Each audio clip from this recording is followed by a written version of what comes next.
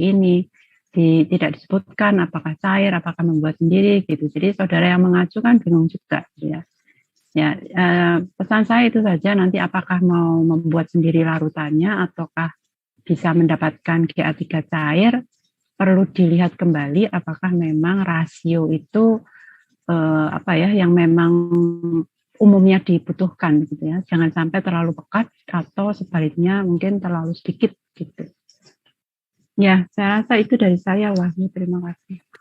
Terima kasih Bu Retno atas masukannya. Ya, ini juga terkait dengan masukan saya sebelumnya di pertemuan sebelumnya, pentingnya mencantumkan juga sedikit review di tinjauan pustaka terkait dengan penelitian sebelumnya. Kalau di tahun lalu saya ingat Bu Retno juga mewajibkan hal itu untuk dicantumkan di tinjauan pustaka. Jadi kita tahu terkait dengan rasio itu kita nggak ngarang, tetapi ada acuannya. Oh sekian persen, oh sekian yang dibutuhkan untuk minimal dan seterusnya, sehingga ini juga akan menguatkan nanti di pembahasan teman-teman bahwasanya penelitian sebelumnya juga pernah mungkin objeknya berbeda atau seperti apa. Jadi saran saya juga kalau memang bisa dimasukkan juga terkait hal tersebut di tinjauan pustaka. Cuma saya belum membaca proposal teman-teman kelompok 4 secara keseluruhan setelah direvisi. Tetapi saya lihat yang pertama itu sebenarnya dari segi format yang paling benar menurut saya itu kelompok 4. Kalau yang saya koreksi kemarin Bu Retno. Jadi menurut saya yang paling mendekati benar dan bagus itu punya kelompok 4. Ya, Mungkin alhamdulillah. Ya, alhamdulillah. Mungkin berikutnya dari Pak sebentar Lukman. Sebentar ya Pak Lukman. Ini mumpung kelihatan ini. Tadi kan Wahyu menyarankan bahwa apa yang diacu itu perlu dituliskan. Nah, terkait pertanyaan saya sebelumnya dengan referensi terkait GA3, ini memang sudah disebutkan ini Driani 2015. Hanya yang disebutkan itu sangat-sangat umum gitu ya. Contoh ZPT yang dapat berperan adalah ini gitu. Tapi bagaimana penggunaan ZPT baik sitokinin, gibberellit maupun auksin oleh Driani itulah yang lebih penting sebenarnya. Karena apa? Karena kita cari rasionya gitu. Kita tidak hanya dia pakai ini, tapi berapa dipakainya, kapan, bagaimana mengaplikasikannya. Nah, itu yang paling penting, sehingga apakah itu disiram, apakah disemprot, apakah ditabur. Nah, itu perbedaan metode yang bisa diuji oleh setiap kelompok gitu ya. Jadi kalau ini memang sudah ada, tetapi kurang spesifik gitu ya. Jadi nanti mungkin bisa dicermati lagi atau mungkin bisa ditambahkan kalau nemu referensi yang lain terkait pakcoy, terkait penggunaan GA3 itu bagaimana supaya lebih spesifik, lebih jelas gitu ya. Ya, terima kasih Pak Yus. Terima kasih Bu Retno atas tambahannya. Mungkin untuk berikutnya Pak Lukman, apakah ada masukan untuk kelompok 4? Tidak ada, belum. Ya, terima kasih. Mungkin sekian untuk kelompok 4. Semangat untuk ini, saya lihat tadi ulangannya juga cukup banyak. Semoga diberikan kelancaran juga untuk kelompok 4. Ya, dan saya tadi kalau nggak salah saya dengar ada berapa, 100 ya? 100 Bu. 100, terus tumbuhnya 5 minggu. Ya, nanti insya Allah kalau 5 minggu bisa panen 100, nanti pas puasa bisa dibuat buka puasa rame-rame ya, ini kelompok 4. Iya, mudah-mudahan sukses ini menanamnya. Ya, harus semangat kelompok 4. Kelompok 4 semangat. Ya, terima kasih kelompok 4. Mungkin buat teman-teman kelompok yang lain tadi bisa dilihat ya bagaimana bentuk dan format dari kelompok 4. Menurut saya itu sudah sangat rapi dan paling mendekati kayak gitu. Untuk kelompok berikutnya, kelompok 5 dengan judul pengaruh variasi komposisi media tanam, tanah, dan arang sekam terhadap pertumbuhan pakcoy juga Bu, sama untuk ininya tanamannya. Mungkin kelompok 5 saya serahkan untuk perwakilan kelompok untuk progres. Iya, Assalamualaikum warahmatullahi wabarakatuh. Apakah suara saya terdengar? Ya, bisa. Terdengar. Iya, terima kasih Ibu dan Kak Wahyu sebagai asisten. Di sini saya Foni akan mewakili dari kelompok 5 untuk menyampaikan progresan yang telah kami lakukan. Untuk progresan dari minggu ini, kita kemarin sudah merevisi dari beberapa komentar Bu Retno. Saya mendengar apa tadi menyebutnya progresan. Iya Bu. Saya kok baru ini mendengar ada istilah progresan. Progres aja lah, kemajuan Oh iya gitu. Bu, mohon maaf Ibu. Ya, Jadi kalau progres. terbawa sampai kemana-mana nanti mahasiswanya siapa progresan. Ya Ya, Bu, mohon silakan, Bu maaf. Yeni. Untuk progres kita pada minggu ini sudah menambahkan di beberapa di latar belakang, bisa langsung ke latar belakang saja. Di bagian latar belakang kemarin dari Bu Retno mengomentari bahwa ada beberapa yang perlu ditambahkan terkait pengertian atau sawi pokcoy di latar belakang, sehingga naik sedikit Naf.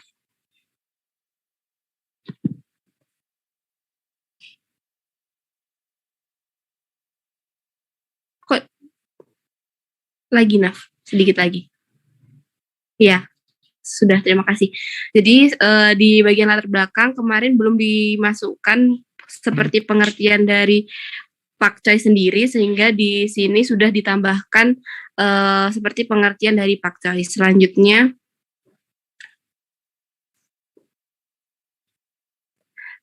untuk kemarin itu sudah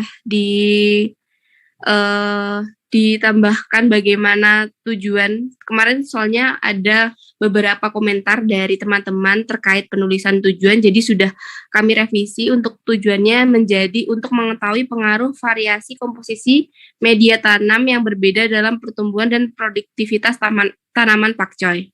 Selanjutnya,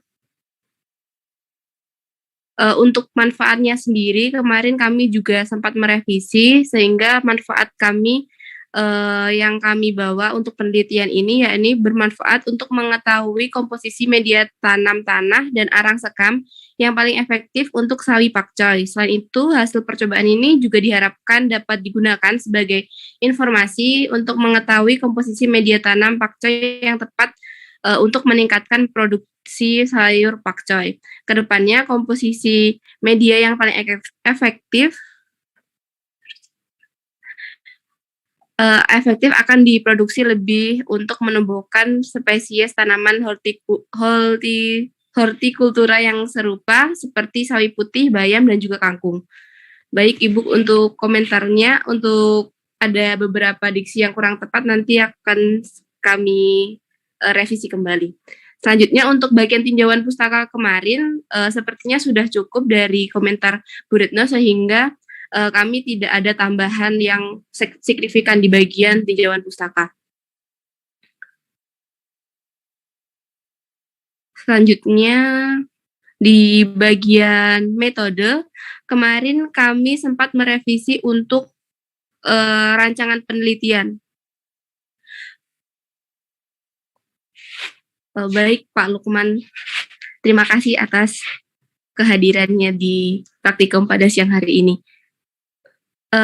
Selanjutnya akan saya lanjutkan untuk rancangan penelitian. Kemarin kita menggunakan rancangan acak kelompok, tetapi kurang sesuai, sehingga kami mengganti dari saran dari Bu Retno menjadi rancangan acak lengkap satu faktor, yaitu menggunakan menggunakan 5 perlakuan berupa P1 tanah dan arang sekam dengan perbandingan 1:0,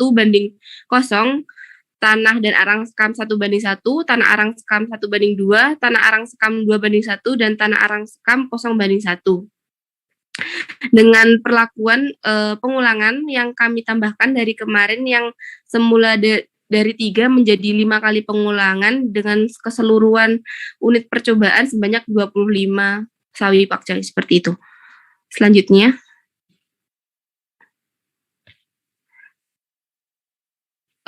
untuk di sini kami kemarin lebih menjelaskan lebih detail lagi bagaimana cara persiapan bibit yang akan kami lakukan, seperti pemindahan bibit yang dilakukan satu persatu ke dalam dalam wadah penyemaian ke dalam polybag dengan yang telah diisi dengan media tanam. Selanjutnya, bagaimana kita menanam di situ, bagaimana kedalaman lubang untuk menanam sawi pokcoy dari dari wadah penyemaian. Selanjutnya,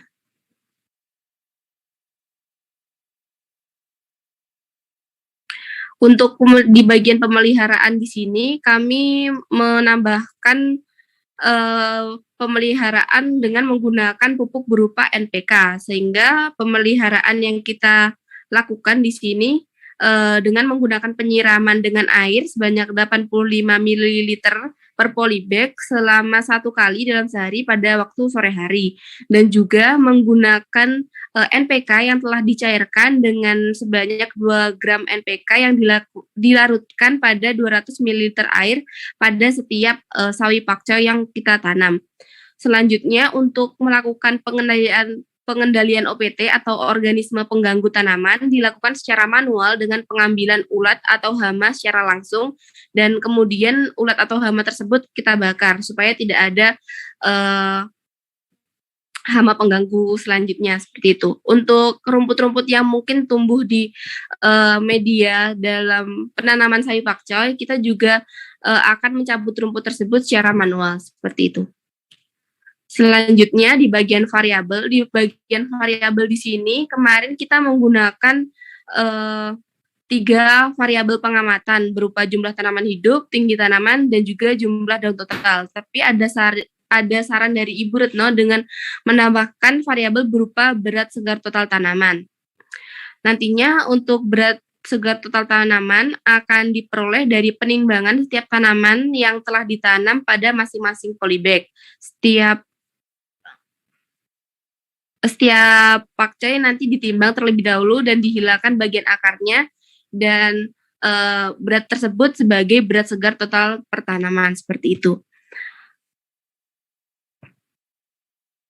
Selanjutnya untuk analisis data yang kita lakukan dengan yang pertama dengan mencatat setiap minggunya data yang kita peroleh dari tanaman pakcoy yang telah kita tanam. Kemudian data-data yang telah kita peroleh akan diolah dalam analisis sidik ragam berupa ANOVA, seperti itu. Berikut adalah daftar pustaka yang kita gunakan. Kemarin juga sempat menambahkan juga jadwal penelitian yang akan kita lakukan selama 16 minggu untuk praktikum ini. Jadi untuk penyusunan proposal kemarin kita lakukan di minggu yang pertama. Terus ada juga presentasi proposal pada minggu kedua, ada perbaikan proposal pada minggu ini dan juga minggu depan, dan kemudian di minggu-minggu selanjutnya akan berlangsung seperti yang tertera pada layar.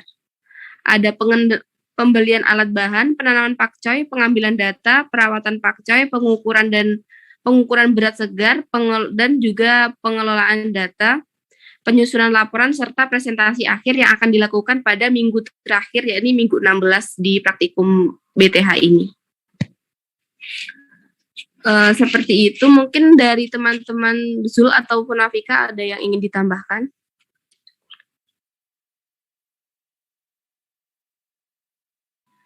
Iya, saya Menafika izin menambahkan untuk kemarin itu ketika kami survei untuk bibit pakcoynya, pedagangnya itu bilang kalau misal umurnya itu 7 minggu, tapi setelah kami lakukan studi literatur terkait untuk tanaman yang akan kami gunakan, maksud saya benih atau bibit yang akan kami gunakan itu kami ganti menjadi umur 2 minggu dengan ciri-ciri ada 4 sampai 5 helai daun, seperti itu.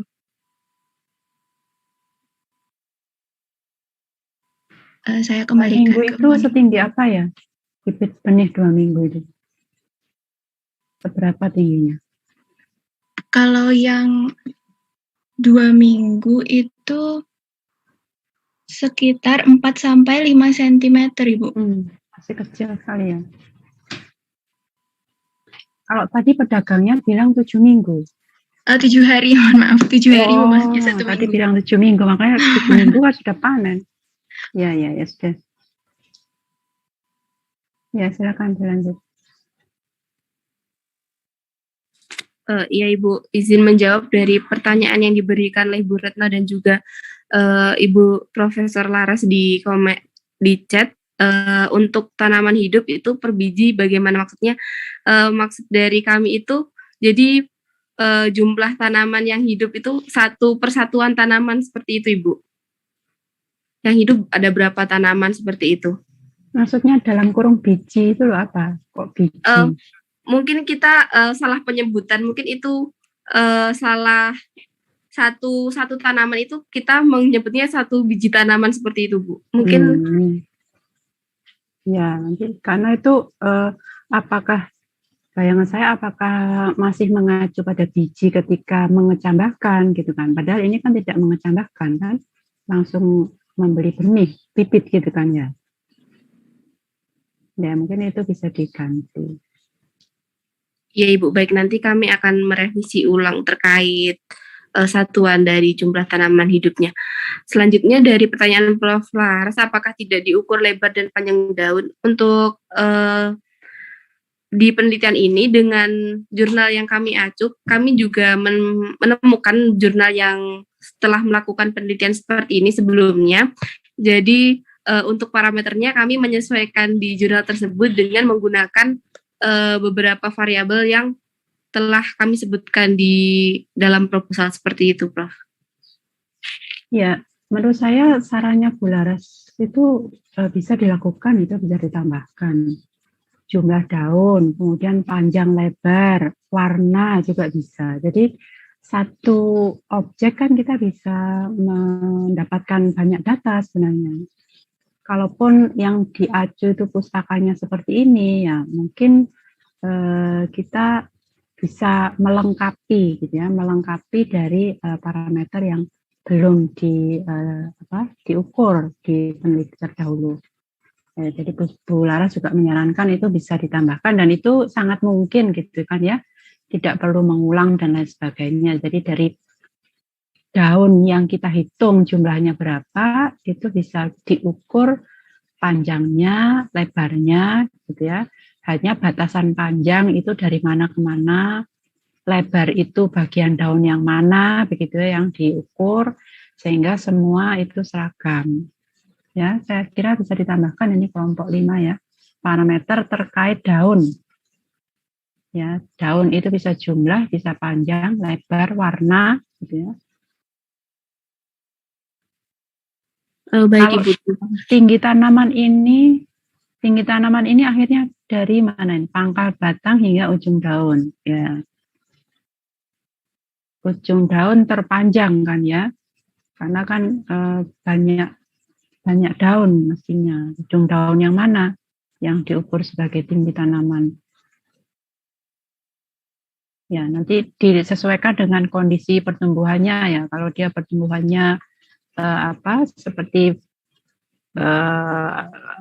seperti ke arah samping banyak daun begitu ya, nanti dilihat tinggi tanaman itu yang mana, mungkin harusnya pangkal batang sampai ujung daun yang paling tinggi gitu ya. Baik Ibu, nanti akan kami disesuaikan ya, ketika pengamatan disesuaikan nanti yang lebih tepat yang mana. Iya Ibu, terima kasih atas masukannya.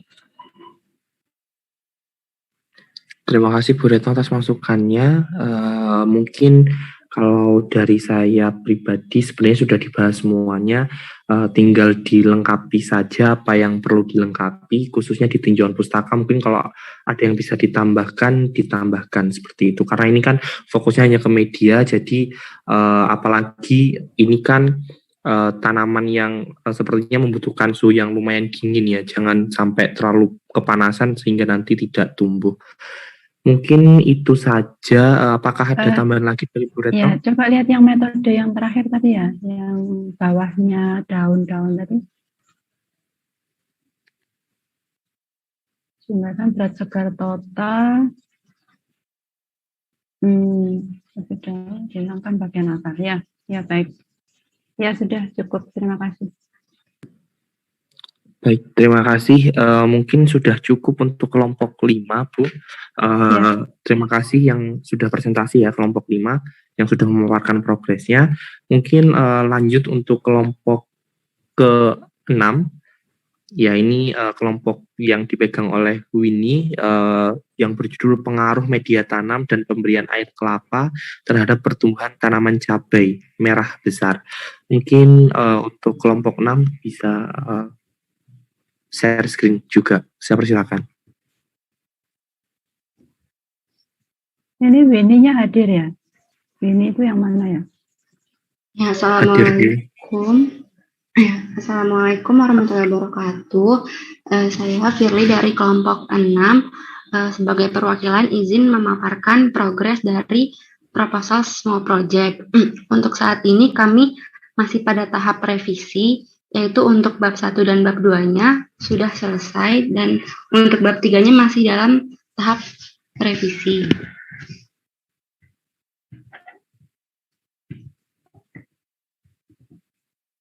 Yang pertama ada di bagian abstrak, yaitu pada bagian ini terdapat sedikit kata yang kami ubah. Tadinya kami menggunakan pengaruh media tanam, tapi karena kami sebenarnya berfokusnya lebih ke jenis pupuk sesuai dengan judul, jadi kata-kata media tanam semua kami ganti dengan jenis pupuk.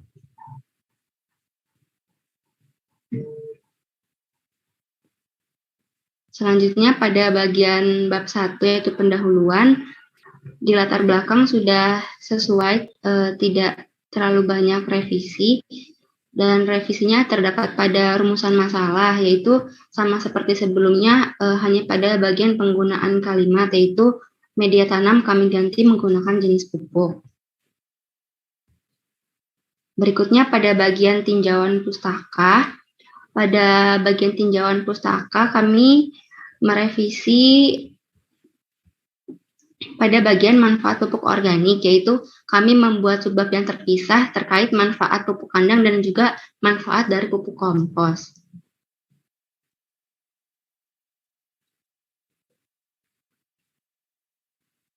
Selanjutnya pada bagian metode. Pada bagian metode sendiri kami masih pada tahap revisi dan belum selesai.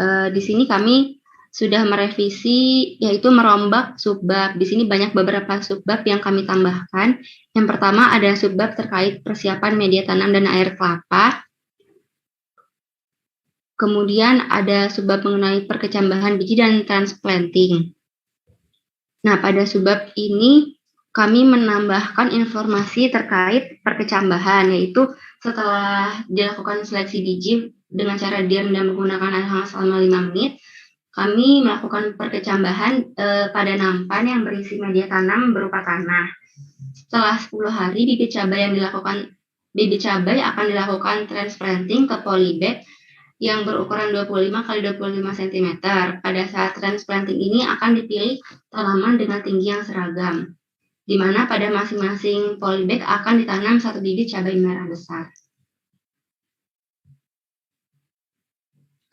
Selanjutnya adalah kami membuat juga subbab mengenai pemberian air kelapa, namun untuk subbab ini belum selesai kami jabarkannya. Namun secara garis besar pemberian air kelapa terdiri atas 3 taraf, yaitu yang pertama 0 mili sebagai kontrol, yang kedua 75 mili, dan yang ketiga adalah 150 mili. Berikutnya kami juga menambahkan subbab terkait pemeliharaan, di mana pada pemeliharaan terdapat penyiraman dan penyiangan. Penyiraman kami lakukan menggunakan gembor hanya ketika media tanam sudah mulai mengering. Lalu apabila pada hari tersebut dilakukan penyiraman dengan air kelapa, maka penyiraman dengan air tidak dilakukan. Oh ya, mohon maaf, sebelumnya pada pemberian air kelapa ini kami lakukan sebanyak seminggu 1 kali pada saat tanaman sudah berumur 1 minggu. Berikutnya ada penyiangan, yaitu dilakukan secara manual dengan cara mencabut gulma-gulma yang tumbuh di dalam polybag dan juga di area lahan penelitian. Berikutnya untuk variabel pengamatan masih dalam tahap pengerjaan juga, tapi yang kami amati itu adalah tinggi tanaman, jumlah daun, berat basah tanaman, dan juga berat basah buah.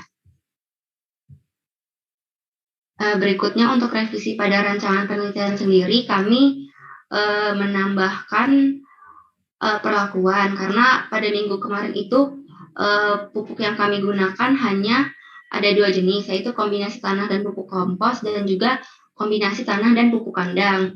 Untuk sekarang sudah kami tambahkan, yaitu ada juga hanya tanah saja sebagai kontrol dan juga ada kombinasi antara tanah, pupuk kompos dan juga pupuk kandang. Sehingga kami memperoleh 12 kombinasi perlakuan dengan masing-masing 5 ulangan. Yang terakhir terdapat analisis data, di mana perkembangan tumbuhan akan kami catat setiap minggunya dan dianalisis menggunakan ANOVA. Sekian dari saya, mungkin dari Ayu dan juga Hesti ada yang ingin ditambahkan.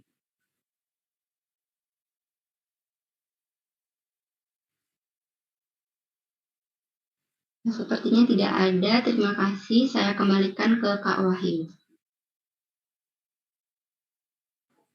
Baik, terima kasih Firly atas pemaparannya. Mungkin ada masukan yang pertama mungkin dari Bu Retno terlebih dahulu.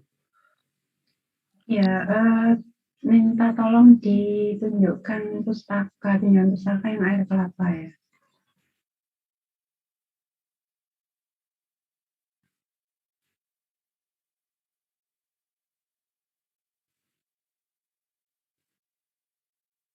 Ya, ini Arianti ini air kelapa monosfosfor. Ini pada tanaman apa? Dia menyebutkan penggunaan pada tanaman apa ini air kelapanya? Jadi gini ya, kalau saya sarankan untuk tinjauan pustaka terkait penggunaan air kelapa sebagai ZPT ini menurut saya perlu ditambah ya, karena kan kalau kita lihat kan jarang sekali gitu ya air kelapa itu digunakan untuk disiramkan ke tanaman gitu. Tapi kalau dari segi penelitian kan sangat mungkin dilakukan. Nah itu maksud saya pada tanaman apa saja air kelapa ini sudah digunakan sebagai ZPT gitu ya. Syukur-syukur kalau mendapatkan referensi untuk tanaman cabai besar, kalau tidak cabai besar cabai yang lain. Kalau tidak cabai juga tanaman yang lain apa misalkan dalam famili yang sama ataupun tidak satu famili gitu ya. Jadi wawasannya itu akan bisa lebih luas sebenarnya air kelapa itu bagaimana perannya sebagai ZPT gitu ya untuk tanaman-tanaman hortikultur terutama. Ya, jadi nanti coba dicari lagi pustaka terkait penggunaan air kelapa sebagai ZPT terutama untuk tanaman hortikultura ya. Kalau ada untuk cabai, alhamdulillah. Kalau tidak ada yang mendekati gitu ya. Kalau tidak ada satu spesies, tidak ada satu genus, bisa famili dan seterusnya. Nah, kemudian metode, coba ke metode tentang pemberian air kelapa tadi. Ya, pemberian air kelapa ini 3.4 pemberian air kelapa, 3.5 pemeliharaan. Nah, pemberian air kelapa di sini ini hanya memfokuskan pada volumenya, ya. Tetapi kapan dilakukannya? Setiap minggu dengan cara disiram. Oh, setiap minggu sampai berapa minggu? Izin menjawab, Ibu, sampai dengan 6 minggu. Sampai dengan 6 minggu. Sebentar, ini cabai melakukan perkecambahan enggak ya tadi ya? Ada perkecambahan, Ibu. Nah, perkecambahan berarti pemberian air kelapa ini mulai minggu ke berapa? Minggu setelah dipindahkan ke polybag atau minggu pertama itu hitungannya mulai apa? Dimulainya 1 minggu setelah dipindahkan ke polybag ini. Nah, itu ditambahkan ya penjelasan itu di 3.4 itu. Sehingga tidak hanya setiap minggu dengan cara disiram, tapi mulai kapan? Ya, itu ditambahkan. Kemudian sampai 6 minggu. Nah, pemberian air kelapa ini juga dibarengi dengan penyiraman ya, tapi seperti yang disampaikan Pak Lukman tadi, penyiraman perlu disesuaikan dengan kondisi lingkungan Apabila mungkin lembab dan lain sebagainya, penyiraman tidak harus seperti yang ditetapkan begitu ya. Perlu dilihat apakah tanah masih basah atau tidak, itu pemeliharaan. Tetapi kalau perlakuan itu harus konsisten ya, perlakuan itu harus konsisten, sehingga kalau memang setiap minggu ya harus setiap minggu. Caranya bagaimana, disiram di bagian mana begitu ya, apakah langsung di tanahnya atau di bagian atas tanaman, di atas permukaan tanah misalkan seperti itu, karena metode itu harus jelas gitu ya. Ya, sementara dari saya itu tinggi tanaman, jumlah daun teratas ya, gitu ya. Jumlah daun ya. Ya, sementara dari saya itu, terima kasih Wahyu. Baik, terima kasih Bu Retno. Mungkin saya izin membacakan pertanyaan dari Prof. Laras ya. Apakah tidak diukur untuk lebar dan panjang daun? Prof. Laras menyarankan untuk ditambahkan. Kemudian kok ada asam sulfat, apa itu? Dan air kelapa yang diambil itu dari kelapa yang muda atau kelapa yang tua, dan mana yang lebih baik? Mungkin bisa dijawab. Oke, baik. Apakah suara saya terdengar? Ya. Terdengar. Ya. Perkenalkan, saya Hesti. Saya izin menjawab terkait pertanyaan dari Prof. Laras, mengapa kok ada asam sulfat. Nah, terkait asam sulfat sendiri tuh saya mendapatkan keterangan terkait kandungan apa tadi? Mohon maaf Firly, tolong scroll ke atas. Nah, kandungan pada pupuk kandang itu ada asam-asam seperti itu, Prof. Jadi ada asam humat, asam sulfat, dan hormon tumbuhan lainnya seperti itu. Setelah saya cari literatur, manfaat dari asam sulfat sendiri juga membantu untuk meningkatkan pertumbuhan tanaman dan perbaikan terhadap kesuburan tanah. Seperti itu, Prof.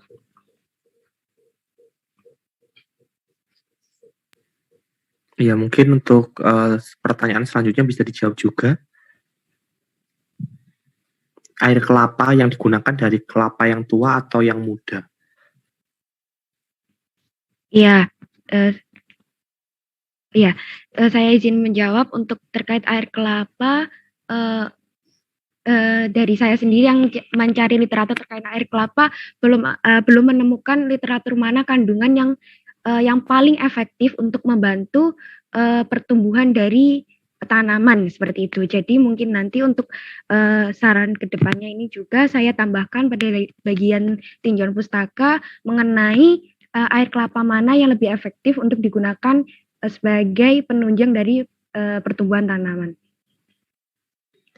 Baik, terima kasih untuk penjelasannya.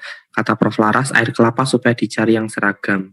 Soalnya kan ini buat teman-teman ke depannya nanti terus menggunakan air kelapa. Jadi harapannya bisa sama, kalau air kelapa yang dari yang dari tua seterusnya kayak gitu. Sebenarnya menurut saya ini menarik Bu Retno kalau bisa dibandingkan antara kelapa yang tua dan kelapa yang muda. Tetapi sepertinya untuk biaya juga akan semakin besar karena harus mencari air kelapa. Ya, mungkin saya menambahkan ya terkait dengan air kelapa. Jadi air kelapa ini kalau di kultur jaringan itu sudah umum untuk ditambahkan. Jadi memang yang terpenting tadi yang disampaikan Prof. Laras, jadi seragam ya. Ini yang perlu dicermati betul, karena kelapa muda ya atau kelapa tua itu kan macam-macam gitu ya. Nah, ketika kita membeli air kelapa hari ini, mungkin dari kelapa jenis apa? Kemudian ketika kita besok lagi membeli karena stok kita yang hari ini habis misalkan, nah itu mungkin itu saja berbeda, bisa saja berbeda. Jadi kalau di kultur itu supaya menjaga keseragaman itu air kelapa diberi dalam jumlah banyak, kemudian dipanaskan, disimpan di freezer gitu ya. Jadi untuk penggunaan itu kita tidak perlu beli lagi yang belum tentu sama gitu. Nah, untuk ini kan bukan kultur ya, tetapi keseragaman itu tetap penting gitu, karena kalau umurnya berbeda, kemudian jenis kelapanya berbeda, tentu zat-zat yang terkandung itu berbeda gitu ya. Nah, saya menyarankan disesuaikan dengan kondisinya saja. Misalkan ini di daerah mana ya? Di Malang atau di luar Malang ini? Kelompok berapa ini? Kelompok berapa ini, Wahyu? 6. Ya, Bu, dari kelompok 6, Bu. Kelompok 6 ini di Malang atau di luar Malang? Di Malang, Ibu. Di Malang, Bu. Di Malang ya. Jadi kalau nanti misalkan beli air kelapa itu di pasar misalkan ya, di pasar itu pada penjual yang sama, kemudian bisa nggak mendapatkan dari jenis kelapa yang sama, misalkan gitu. Jadi usahakan seseragam mungkin, ya sebisanya seseragam mungkin gitu. Jadi kalau misalkan bisa bisa mendapatkan sekali beli itu dalam jumlah banyak, gitu ya. Tapi ini sekian mili sampai 6 minggu tentunya volumenya lumayan juga ya. Jadi itu yang perlu juga dipertimbangkan. Kalaupun itu di freezer, nah ini freezernya perlu butuh volume yang besar gitu. Jadi kalau harus berulang membelinya, perlu dipastikan ada penjual yang sama, kemudian mungkin penjualnya yang lebih tahu, oh ini hasil panen yang kapan misalnya gitu ya, sehingga variasi itu bisa diminimalkan. Itu menurut saya yang perlu diperhatikan, karena ini perlakuan utamanya itu ya air kelapa juga. Ya, terima kasih Wahyu. Terima kasih Bu Retno. Apakah dari Prof. Laras masih ada yang ingin disampaikan atau ada masukan lagi dari Prof. Laras? Saya persilakan, mungkin bisa mengetikkan di kolom komentar, nanti saya bacakan. Mungkin dari Bu Retno, apakah ada masukan juga lagi untuk kelompok 6? Atau sudah cukup? Ya, saya rasa sudah cukup untuk sejauh ini. Iya, baik. Terima kasih Bu Retno dan Prof. Laras. Mungkin itu ya terkait dengan revisi dan masukan. Semoga bisa diperhatikan dan jadi perbaikan untuk kedepannya bagi kelompok 6. Mungkin saya lanjutkan untuk kelompok berikutnya, kelompok ke-7 dengan judul budidaya 3 tanaman genus Brassica dengan metode hidroponik dan pemberian air kelapa. Mungkin bisa disampaikan untuk progresnya kelompok 7.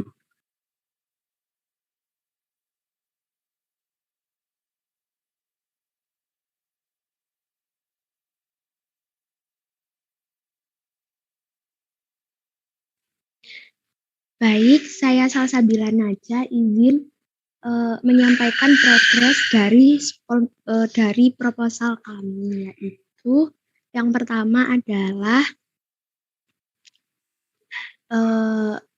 ada revisi pada bagian metode pada perlakuan. Jadi terdapat penambahan perlakuan. Yang pertama itu terdapat perlakuan dengan pemberian air nutrisi total, yaitu volume 150% sebagai kontrol. Yang kedua, perlakuan dengan pemberian air kelapa dan dengan perbandingan konsentrasi antara air nutrisi dibandingkan dengan air kelapa, yaitu 60% banding 40%. Kemudian perlakuan ketiga yaitu dengan perbandingan 40% dan banding 60%. Dan untuk perlakuan keempat yaitu dengan perbandingan 20% banding 80%. Kemudian masing-masing perlakuan tersebut untuk satu tumbuhan yaitu terdapat 5 pengulangan. Namun dalam proses tanamnya akan dilebihkan untuk berjaga-jaga. Sehingga dalam satu kelompok terdapat 3 jenis tanaman, itu terdapat total 60 botol. Kemudian untuk ada tambahan parameter yaitu jadi terdapat parameter yang diamati yaitu persentase tanaman hidup, jumlah daun, tinggi tanaman, dan juga barat basah. Kemudian yang kedua yaitu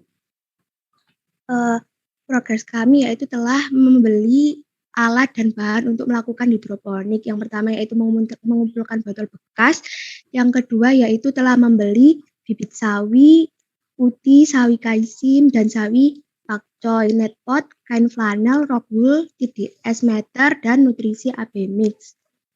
Gitu. Kemudian yang terakhir kita kelompok kami telah membuat semacam draft awal untuk rancangan kegiatan, tapi belum kami cantumkan secara detail. Gitu. Yang pertama yaitu kami telah melakukan penyusunan proposal dan pengumpulan botol hidroponik. Kemudian yang kedua adalah perbaikan proposal small project dan pembelian keperluan. Kemudian yang ketiga yaitu persiapan lahan, wadah berupa botol, nutrisi untuk media, penyemaian dilakukan dengan untuk semai dalam kondisi benih yaitu dilakukan 1,5 hari. Kemudian benih itu proses semainya itu selama 7 hari akan dipanaskan selama 6 jam sambil diberi dengan nutrisi. Kemudian pada hari ke-11 bibit akan pindah tanam. Kemudian yang kedua yaitu proses penanaman bibit atau pindah tanam itu dan akan dilakukan dan skripnya disesuaikan ya. Tadi ini masih membaca metode kan ya? Nggih, Bu. Bisa digeser ke metode.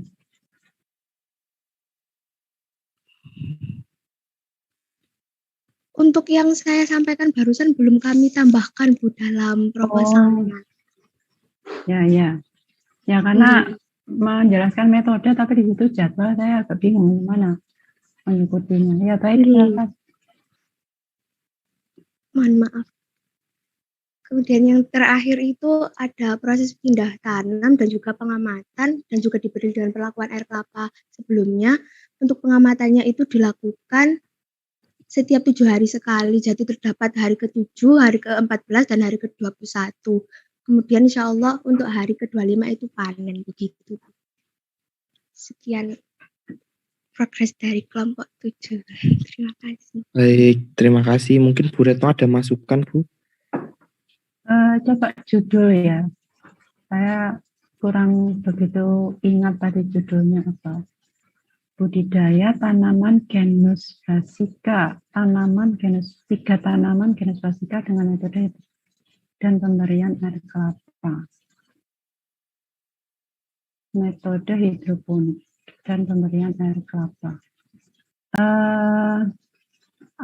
Coba metodenya, air kelapanya tadi, perlakuannya apa saja?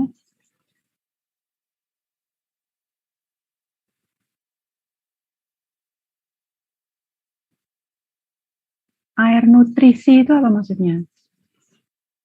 Tadi ada air nutrisi, ada AB mix, itu apa bedanya? Oh, maksudnya begini, Bu, air nutrisi jadi airnya ditambah dengan AB mix itu maksudnya, Bu. Nah, ini di atas disebutkan nggak air nutrisi itu apa? Ada nggak penjelasan bahwa air nutrisi itu apa tadi, AB mix? Enggak, air yang dicampur dengan AB mix itu. Ada, Bu. Ya, mana coba lihat bagian atas mana bahannya itu.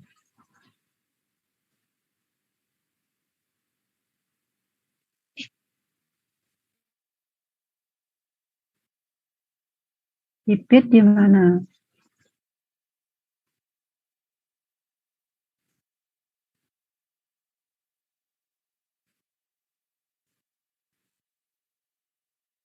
Sebentar, itu coba ganti di 3.2.1 ke atas sedikit. Ya, jadi pembibitan benih ini memang dari benih ya, dari biji. Ya, biji ditumbuhkan di rock wool. Nah, kemudian nanti kalau sudah tumbuh bibit, itu bibit diletakkan di daerah yang terkena sinar matahari minimal 6 jam sehari. Minimal 6 jam sehari, maksimal berapa? Maksimal berapa lama ini?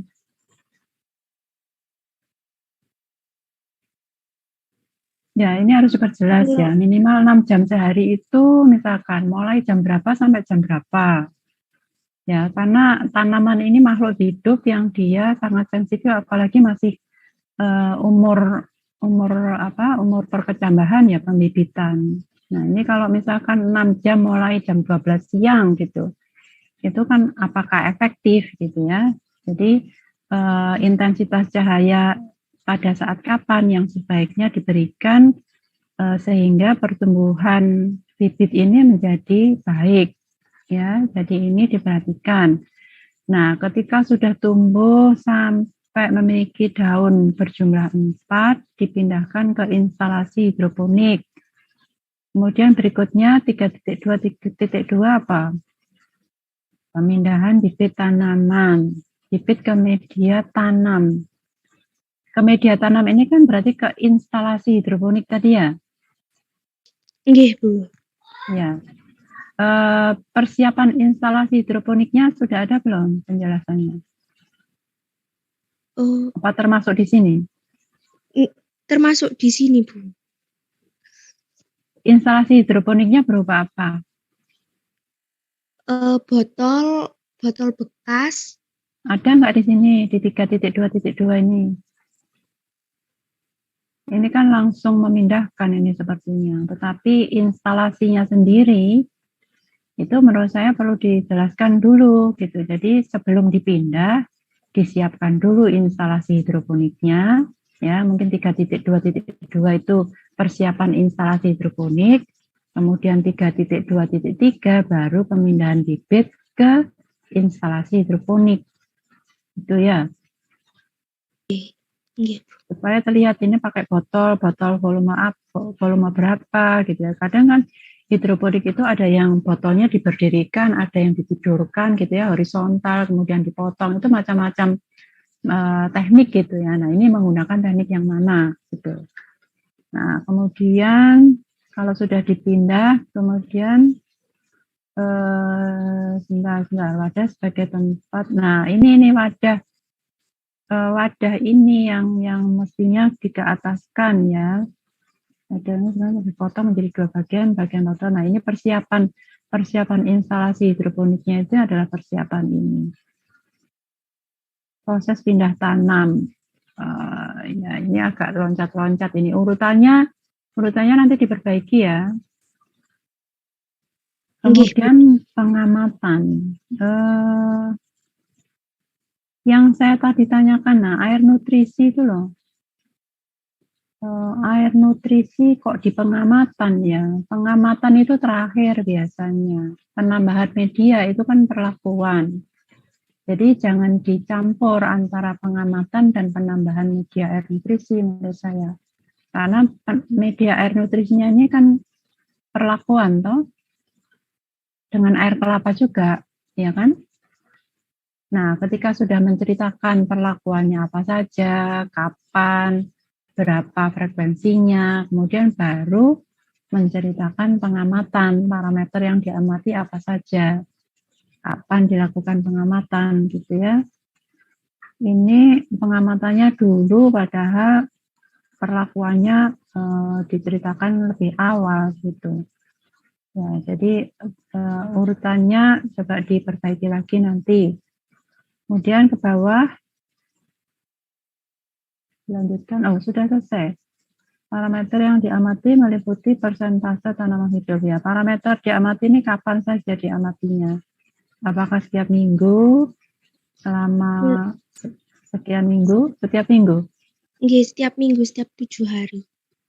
Setiap 7 hari, ya ditulis ya, supaya jelas perlakuannya.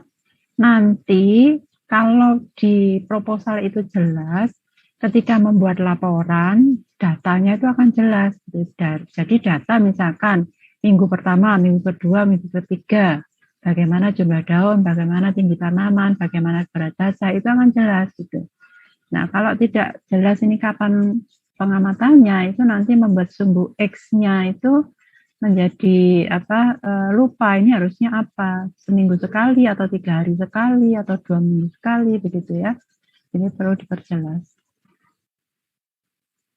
Ya, kemudian nutrisi tadi juga perlu diperjelas. Ini 1 botol berarti 1 botol 1 tanaman. Nggih, Bu. 1 botol 1 tanaman. Padahal ada 3 spesies, 3 varietas.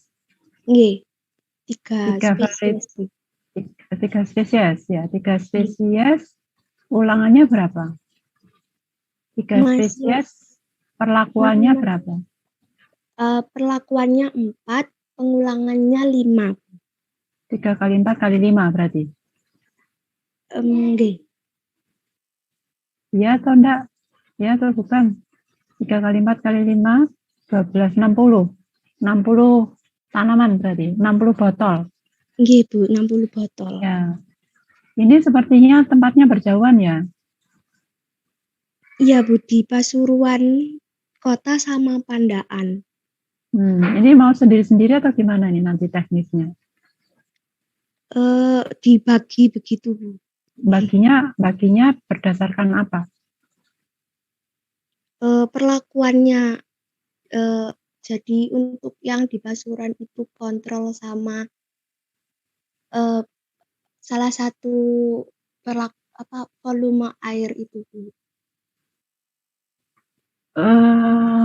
Kalau ya itu ini termasuk rancangan acak kelompok ya. Mestinya kalau menurut saya karena tempatnya berbeda, sebaiknya kelompok yang sebagai kelompok itu ulangan gitu ya. Karena Pasuruan dan mana tadi Pandaan itu kan lingkungan tumbuh di mana hidroponik itu diletakkan kan berbeda gitu ya.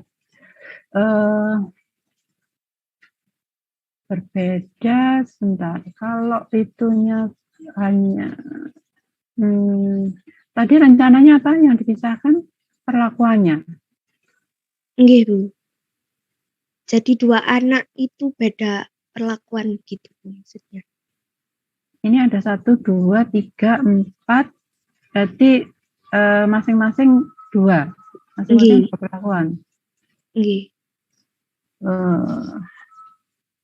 Ya. Kalau menurut saya ulangan. Ya wis. Dari Pak Lukman nggak ada masukan ya? Untuk Pak Lukman tadi masukannya itu Bu yang ada di chat untuk semua kelompok 789 Bu. Teknik pembibitan, ya maksud saya harus jelas yang bagaimana gitu ya. Maksud saya begini, kalau misalkan jumlah ulangan dan kombinasinya itu banyak gitu ya, bisa yang digunakan sebagai kelompok itu adalah ulangan gitu ya. Tetapi ini kan sebenarnya memang tempatnya berbeda gitu ya. Sehingga kemungkinan nanti gitu ya 1 dan 2 dengan 3 dan 4 itu kan lingkungannya berbeda gitu ya. Ya sementara diikuti saja ininya Pak Lukman, cuman diperjelas begitu ya. Untuk pembagian kelompoknya mungkin sementara itu saja yang disampaikan Pak Lukman. Ya dari saya ya itu Wahyu. Iya, mungkin sebenarnya saya kurang lebih sama dengan Bu Retno, tapi saya ingin memperjelas dan bertanya sebenarnya yang ingin diketahui dari penelitian ini tuh data yang seperti apa, soalnya kan 3 genus. Saya rasa kalau disamaratakan 3 genus tidak bisa, maksudnya spesiesnya sudah berbeda kayak gitu. Apakah lebih ke pemberian air nutrisi itu tadi atau ke yang apa kayak gitu? Mungkin bisa dijelaskan.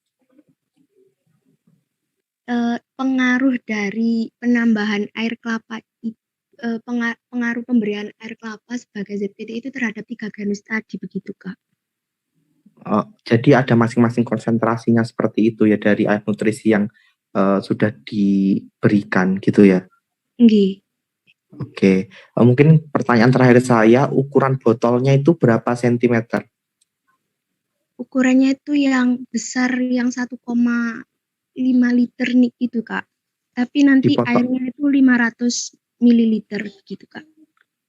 Oke, kenapa saya tanya? Karena perlu diketahui genus dari Brassica ya, ini tuh memiliki batang semu semua kan, sawi-sawian, dan itu takutnya mempersulitkan melakukan pengukuran parameter kalau terlalu dalam atau tidak tepat posisi dalam penanamannya, karena ini hidroponik bukan di polybag yang tanah seperti itu ya. Jadi pesan saya nanti untuk pemotongan botol dan sebagainya, lihat-lihat lagi di referensi atau lihat di YouTube dan sebagainya supaya memudahkan teman-teman dalam melakukan pengukuran seperti itu.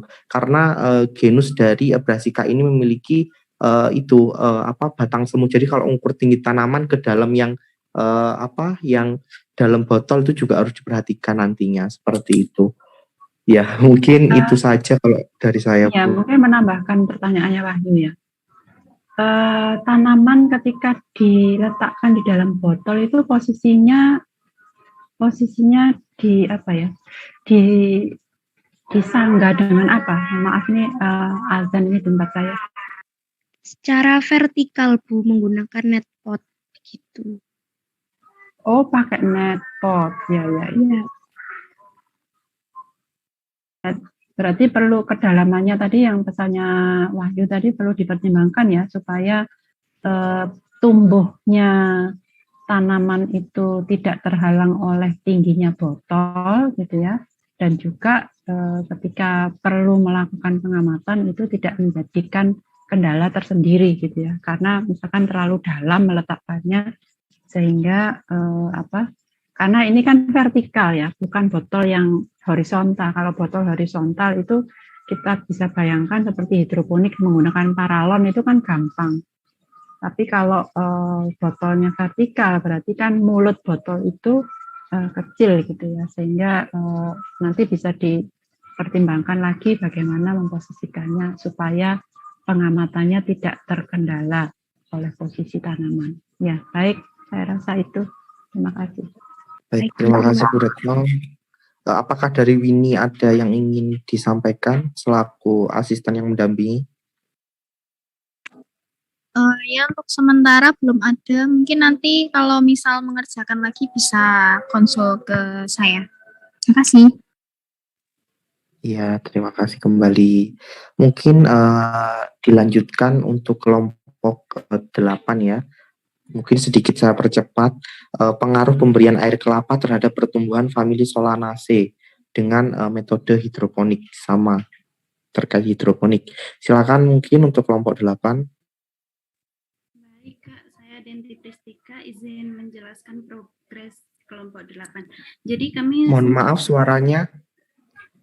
Kecil sekali suaranya. Halo? Ya, sudah agak keras. Progres dari kelompok 8 untuk minggu ini yaitu pengumpulan botol, kemudian pembuatan media hidroponik, pembuatan wadah untuk hidroponik itu, kemudian sama persiapan rock wall-nya itu mulai kami potong-potong dan kami lubangi. Kemudian sama proposal sedikit ada revisi proposal. Izin share screen ya Bu? Ya, silakan.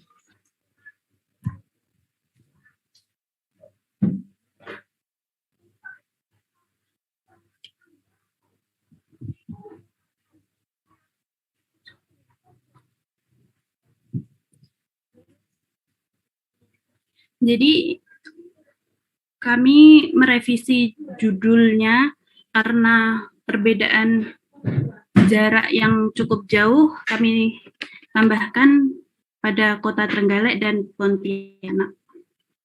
Kemudian pada latar belakang kami belum mengerjakan revisi yang pada bagian rumusan masalah sama faktor yang tujuan ini belum sempat kami kerjakan. Kemudian manfaatnya udah terevisi menjadi manfaat yang diharapkan, yaitu untuk memperoleh pengetahuan yang lebih mendalam mengenai cara tanam hidroponik, sehingga mampu untuk mengembangkan dan mengaplikasikan dalam kegiatan bercocok tanam, dan untuk mendukung upaya penyediaan tanaman hortikultura pada lahan terbatas. Kemudian ada sedikit revisi lagi dari metode. Ini kami menambahkan rancangan penelitiannya.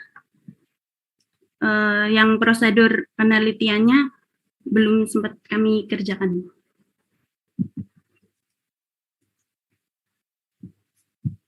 Ini perlakuannya air kelapa juga ya? Iya.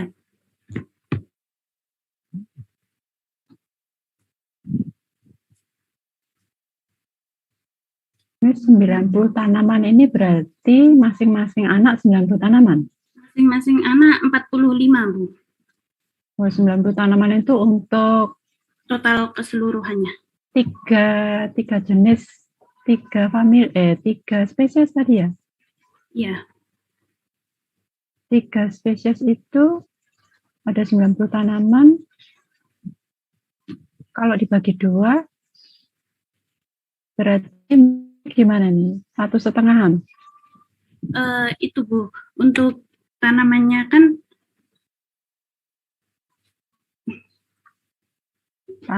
ada A, B, C. Bayangan saya kalau 90 tanaman itu berarti A 30 tanaman, B 30 tanaman, C 30 tanaman. Iya. Nah, kalau dibagi 2 ini baginya gimana? Yang A dan B bisa masing-masing 30-30. Kalau yang C, apa dibagi 2? Per orang masing-masing menanam 15 tanaman, Ibu. Masing-masing 15 tanaman. 15 tanaman untuk setiap jenis itu tadi ya, spesies tadi ya? 5 per spesiesnya ada 5, jadi total per orang itu ada 15 tanaman. Untuk perlakuannya itu ada 3, Ibu. Jadi totalnya ada 45 per orang. Ya. Kemudian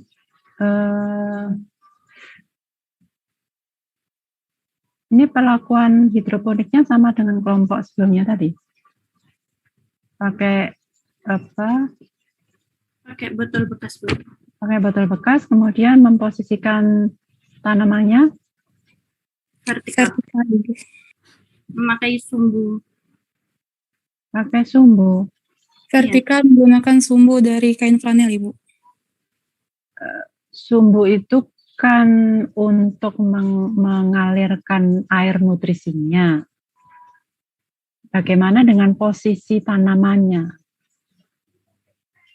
Kalau yang kelompok sebelumnya itu menggunakan semacam pot net, itu adalah untuk memposisikan tanaman itu ketika dia digantungkan di dalam botol gitu ya. Nah, kalau kelompok ini bagaimana? Kalau sumbu, ya? Kan botolnya itu dibagi 2 gitu. Nah, yang atasnya itu nanti kami balikkan terus dimasukkan gitu. Seperti ya. Ini. Dijelaskan nggak? Ini dijelaskan? Belum. Maksudnya, ya, berarti pesannya Pak Lukman tadi ya harus dijelaskan itu supaya orang terbayang. Ini nggak pakai potnet misalkan, tapi kok bisa bisa tumbuh, ini ditaruh mana ini tanamannya gitu ya? Baik, Bu. Tuh sebentar ke atas tadi saya melihat coba latar belakang. Nah ini nih rumusan masalah dan tujuan. Yang saya mencermati yang ketiganya, faktor apa saja yang mempengaruhi pertumbuhan tanaman? Ini maksudnya apa ya? Faktor apa yang ingin dilihat? Baik, Ibu izin menjelaskan. Ya. Karena kami berada di daerah yang cukup berbeda, satu di dataran tinggi yang di Trenggalek dan yang di Pontianak itu di dataran rendah. Kami ingin mengetahui apakah dari perbedaan tempat tersebut juga mempengaruhi pertumbuhan dari tanaman famili Solanaceae seperti itu, Bu. Serta juga perbedaan musim juga, Ibu. Perbedaan musim? Kebetulan di Pontianak ini masih belum masuk musim penghujan, Ibu. Sementara yang saya baca itu di Trenggalek sudah mulai memasuki musim hujan, Ibu. Iya, menurut saya hal-hal seperti itu perlu disampaikan di latar belakang. Sehingga rumusan masalah ketiga ataupun tujuan yang ketiga itu bisa lebih spesifik. Gitu. Misalkan bagaimana pengaruh suhu lingkungan, misalkan bagaimana pengaruh musim lingkungan, misalnya gitu ya. Sehingga kalau faktor apa saja, banyak sekali nih faktor apa, tidak spesifik yang mau dilihat itu apa gitu. Tapi kalau misalkan faktor abiotik apa saja, misalkan temperatur, kelembapan, intensitas cahaya gitu. Itu jelas nanti datanya itu yang diambil apa gitu ya. Tetapi kalau hanya pertanyaannya faktor apa saja, menurut saya kok kurang bisa menunjukkan tujuan utamanya sebenarnya ingin melihat pengaruh apa gitu ya. Kalau yang pertama kan jelas pengaruh pemberian air kelapa. Pengaruh kedua bagaimana budidaya hidroponik gitu, itu jelas ya. Ini terkait dengan produktivitas dan lain sebagainya. Nah, yang ketiga ini yang menurut saya perlu diubah kalimatnya mungkin supaya lebih jelas yang dimaksud gitu. Kalau tadi memang perbedaan musim, perbedaan ketinggian ya, itu harusnya disebutkan di latar belakang sehingga perlu dibuktikan gitu apakah Pontianak dan Trenggalek itu menghasilkan pertumbuhan yang berbeda dengan menggunakan budidaya hidroponik sekalipun, misalkan seperti itu. Ya, nanti saya usul untuk ditambahkan itu sehingga menjadi lebih jelas. Gitu, ya. Baik, terima kasih. Ya, saya rasa itu dari saya, Wahyu, untuk kelompok ini. Bu, matur suwun, terima kasih Bu Retno untuk masukannya. Mungkin dari Winia, apakah ada masukan?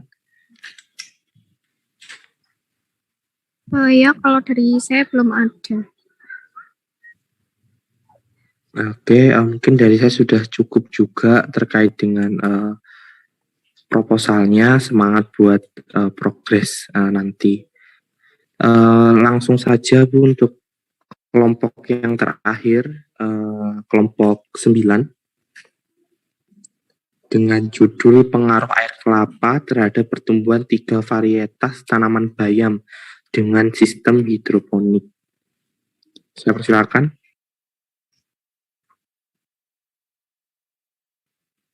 Baik Kak, terima kasih atas waktunya. Saya Alfi Suraya, perwakilan dari kelompok 9. Izin menyampaikan kemajuan proposal small project kami. Untuk judulnya, pengaruh air kelapa terhadap pertumbuhan 3 varietas tanaman bayam dengan sistem hidroponik. Kemarin kami revisi untuk tujuannya. Pada awalnya poin 1 ini kami jadikan 2, namun ternyata poinnya hampir sama. Jadi lebih efisien untuk dijadikan 1 poin seperti itu. Kemudian pada tinjauan pustaka ditambahkan tentang tanaman bayam. Tinjauan pustaka tentang tanaman bayam mulai dari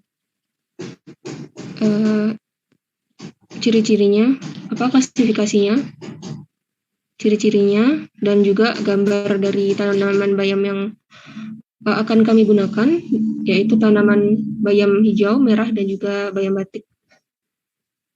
Kemudian ini ada hidroponik tanaman bayam.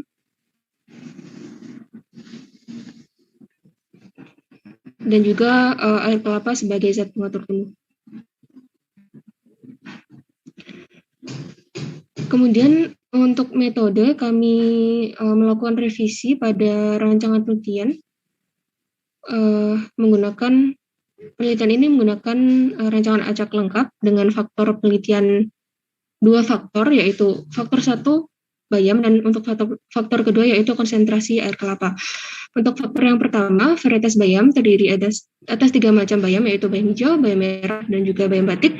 Sedangkan untuk faktor kedua, konsentrasi air kelapa terdiri atas 3 macam perlakuan, yaitu 25%, 50%, dan 75%. Dan juga kami menyediakan tanpa perlakuan atau 0% sebagai kontrol.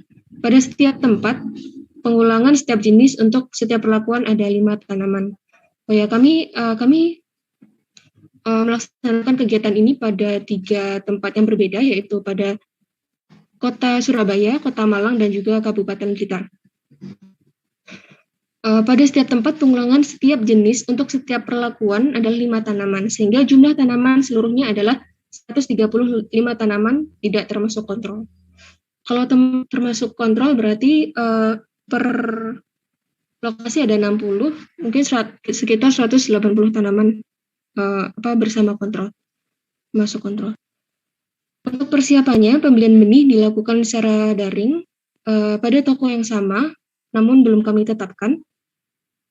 Dan juga, nah untuk air kelapanya ini yaitu air kelapa tua yang didapatkan dari pedagang pasar tradisional terdekat. Mungkin nanti kami juga akan mempertimbangkan masukannya tadi, bagaimana jenisnya, kemudian umurnya. Namun yang kami khawatirkan itu karena kami di 3 tempat yang berbeda, mungkin akan lebih sulit untuk menyamakan ketiganya seperti itu. Kemudian untuk penyemaian dilakukan dengan rock wool, dipotong, kemudian diiris, dimasukkan benih bayam untuk 1 lubang 1 benih. Kemudian untuk perawatannya disiram dengan air biasa dengan bantuan alat semprot halus. Perawatan dilakukan dengan menjaga rock wool agar tetap lembab, namun tanpa kelebihan air, sehingga dilakukan pengecekan secara berkala seperti itu. Kemudian penanaman dan pemeliharaan bibit yang telah berumur 10 hari, kemudian dievaluasi bagaimana bibit yang mana yang akan digunakan, dievaluasi keseragamannya, kemudian dipindahkan ke net pot dengan kain flanel sebagai sumbunya. Untuk 1 net pot itu terdapat 1 individu tanaman, kemudian ruang kosongnya diisi dengan rock wool juga untuk menyangga tanaman tersebut. Kemudian diletakkan pada sistem hidroponik weak atau pasif dengan bak nutrisi yang telah diisi dengan larutan perlakuan air kelapa dan air biasa. Kemudian diletakkan pada lokasi yang cukup sinar matahari, tetapi tidak terkena sinar matahari langsung. Nah, untuk nutrisinya sendiri ditambah dengan AB mix cair dengan konsentrasi 15 ml per liter. Namun dari literatur ini sayangnya tidak dijelaskan secara jelas bagaimana cara membuatnya seperti itu. Nanti mungkin akan kami pertimbangkan lagi, akan kami cari literatur yang lain bagaimana konsentrasi yang tepat seperti itu. Namun untuk AB mix sendiri dalam kelompok kami tidak kami jadikan sebagai perlakuan, akan tetapi hanya sebagai perawatan seperti itu. Kemudian untuk pengumpulan data, parameter yang diamati antara lain tanaman hidup, tinggi tanaman, kemudian jumlah daun, serta parameter kualitatif seperti warna daun dan sebagainya yang mungkin dapat teramati. Untuk pengumpulan data dilakukan setiap minggu selama 5 minggu dengan tanggal sebagai berikut. Kemudian dilakukan pengukuran faktor abiotik yang dapat berpengaruh terhadap tanaman hidroponik. Karena kami pikir untuk tiga lokasi tersebut pasti ada faktor-faktor lain yang bisa mempengaruhi. Namun memang pada metode ini perlu banyak kami rinci karena awalnya kami mengira bahwa dua lembar itu maksimal, tetapi kelihatannya bisa lebih. Jadi nanti kami akan rinci lagi untuk metodenya. Analisis datanya juga demikian. Kami saat ini masih berpikir untuk menggunakan ANOVA dan juga mungkin nanti dengan Microsoft untuk data yang sederhana. Kemudian untuk jadwal pelaksanaannya direncanakan untuk persiapan minggu pertama Maret, kemudian penyemaian minggu kedua dan ketiga, kemudian penanaman, perawatan dan pengumpulan data juga penyusunan laporan. Sebenarnya kami juga masih banyak masih ada beberapa pertanyaan yang sebenarnya ingin kami tanyakan begitu tentang metodenya seperti apa baiknya. Mungkin cukup dahulu Kak Wahyu. Baik, terima kasih Alfi untuk pemaparannya. Mungkin Bu Retno terlebih dahulu apabila ada masukan. Ya, yang ingin ditanyakan tadi apa? Metode yang bagaimana baiknya itu apa maksudnya? Oh iya Ibu, jadi kami ingin menanyakan seperti bagaimana nanti penggantian untuk air kelapanya. Apakah berapa kali diganti, per minggu berapa kali? Nah, itu nanti juga kami berpikirnya akan berpengaruh kepada bak nutrisi yang digunakan, seperti ABA modelnya, dan juga berapa volume air yang akan digunakan. Karena apabila sering diganti, mungkin kami akan mempertimbangkan untuk menggunakan volume yang lebih sedikit agar tidak terlalu boros seperti itu, Bu. Dan juga instalasi hidroponiknya seperti apa nih? Sama dengan yang sebelumnya atau enggak? Nggih. Kami untuk instalasi hidroponiknya sebenarnya juga mempertimbangkan praktis untuk memindahkannya, karena awalnya kami berpikir untuk seperti ini, Bu. Satu kotak, satu bak seperti itu dengan beberapa lubang agar praktis saja seperti itu. Ya, berarti ini dulu harus ditetapkan. Ya, mau pakai per botol seperti kelompok sebelumnya atau mau menggunakan bak gitu ya. Kemudian untuk memisahkan antar tanaman itu menggunakan mungkin ini semacam foam gitu ya yang dilubangi. Nah, ini dulu yang ditetapkan sehingga nanti bagaimana teknis penggantian cairan dan lain sebagainya itu bisa menyesuaikan gitu ya. Ya, itu yang pertama. Jadi mungkin bisa dikonsultasikan dengan Pak Lukman dulu mana yang disepakati, mau pakai model yang seperti ini atau satu persatu gitu ya. Itu dulu. Kemudian kalau dari saya mengusulkan ini kan ada 3 lokasi ya. Ada 3 lokasi ini. Faktornya apa saja? Faktor pertama, faktor dalam itu adalah bayam dan konsentrasi. Nah, perlu ditambahkan nanti ada lokasi, ya walaupun lokasi itu nanti tidak diharapkan adanya interaksi ya. Jadi misalkan jadi A itu lokasi, ya A1 itu di Surabaya, A2 itu di Malang, A3 di Blitar, ya. Kemudian B itu ada 3, ya. B1 itu hijau, B2 dan seterusnya. Ini kalau B sudah, kemudian C itu air kelapa, ya. A1 dan seterusnya. Jadi nanti akan dibandingkan antara A1, A2 dan A3 itu bagaimana pertumbuhan pada kombinasi atau interaksi B dan C, gitu ya. Jadi antara bayam merah dengan air kelapa itu bagaimana, bayam batik air kelapa bagaimana, bayam hijau air kelapa bagaimana, itu dibandingkan antara A1, A2, A3, gitu. Nah nanti mungkin kalau saya membayangkan misalnya A1 atau A2 yang lebih baik itu perlu dilihat lingkungan abiotiknya. Jadi untuk lokasi yang benar-benar berbeda seperti ini kelompok-kelompok yang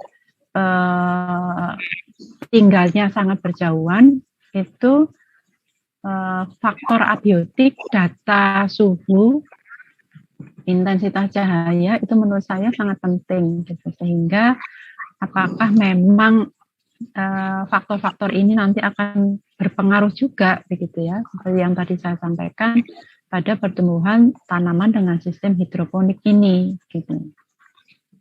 Ya, misalkan di Surabaya diberi naungan itu masih tetap panas mungkin ya. Di tempat lain mungkin diberi naungan suhunya sudah berbeda, misalkan seperti itu.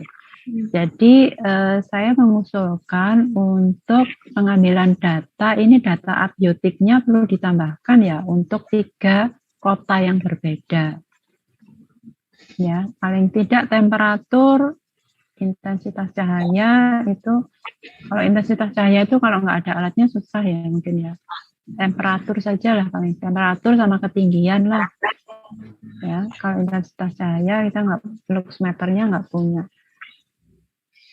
Jadi itu yang mungkin menurut saya nanti bisa memberikan penjelasan kenapa berbeda begitu ya. Karena ketinggian dari di atas permukaan laut itu kan tentu mempengaruhi lingkungan lingkungan tumbuhnya mestinya ya, suhunya dan lain sebagainya. Apakah itu nanti memang ada pengaruhnya atau tidak? Nanti dilihat. Ya, mungkin itu yang dari saya. Untuk 3 kelompok 789 ini kan sama-sama hidroponik, ya, sama-sama perlakuannya air kelapa. Saya tidak membaca proposalnya sih, tapi apakah sejauh ini memang ada literatur yang sebagai referensi bahwa hidroponik itu diberi perlakuan air kelapa, ada enggak?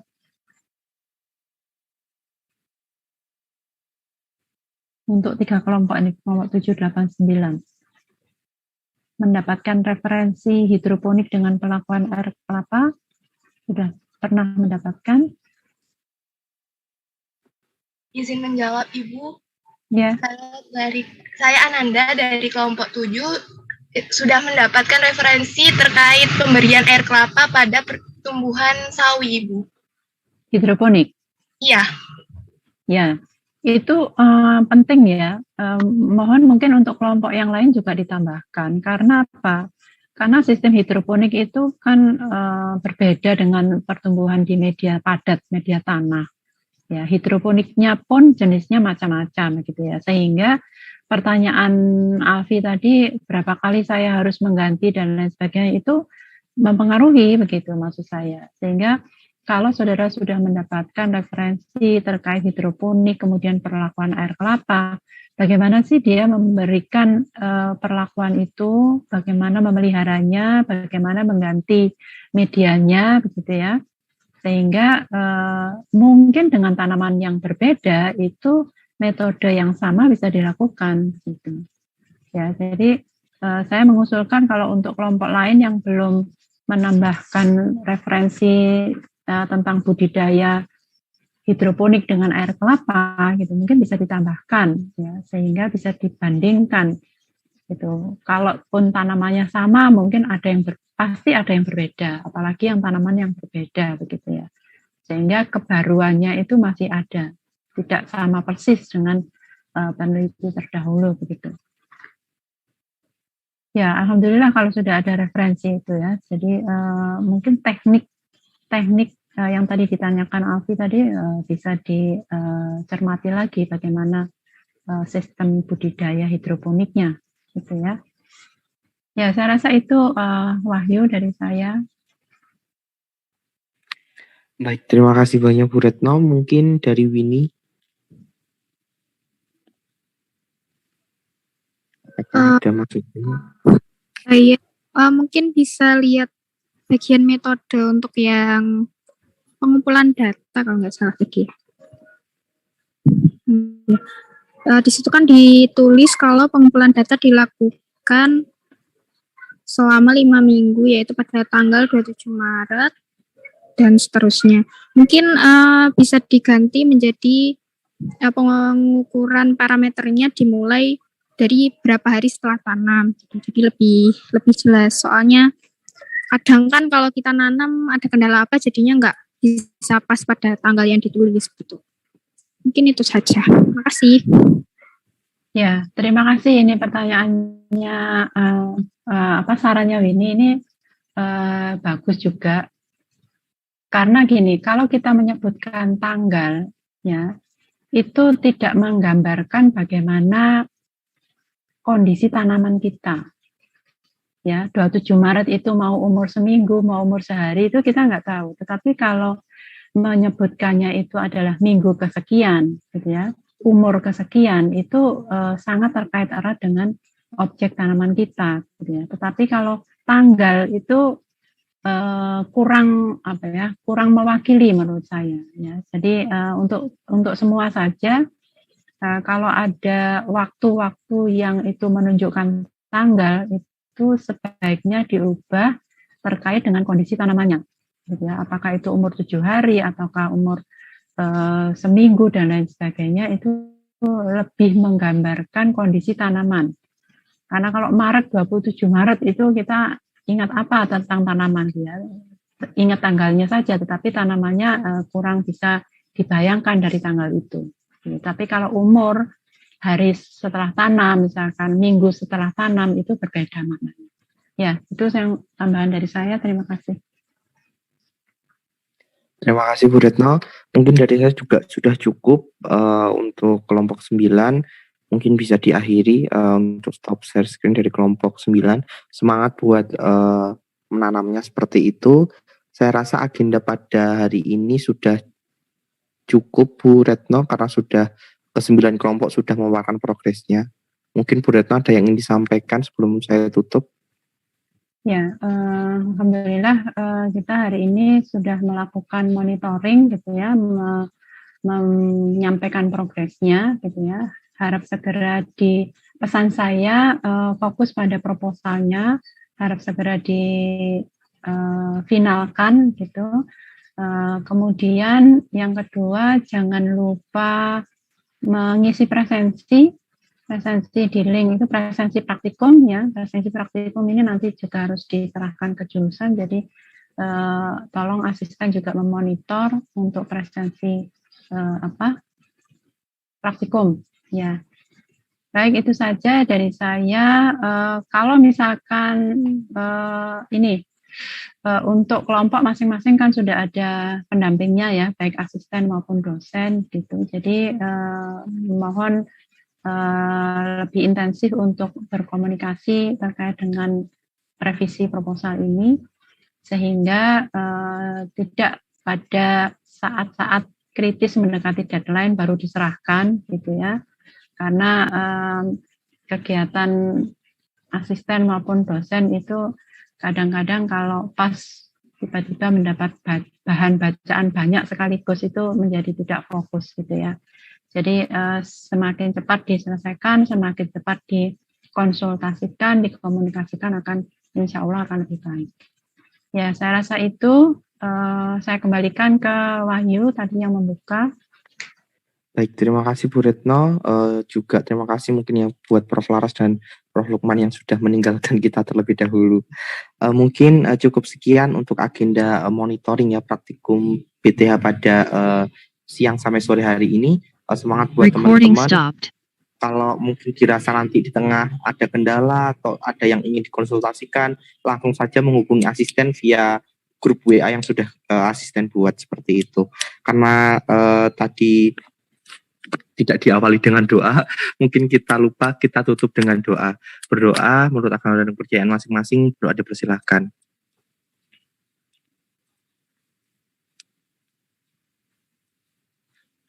Tidak ada kata cukup dalam berdoa, saya tutup. Selamat sore, wassalamualaikum warahmatullahi wabarakatuh.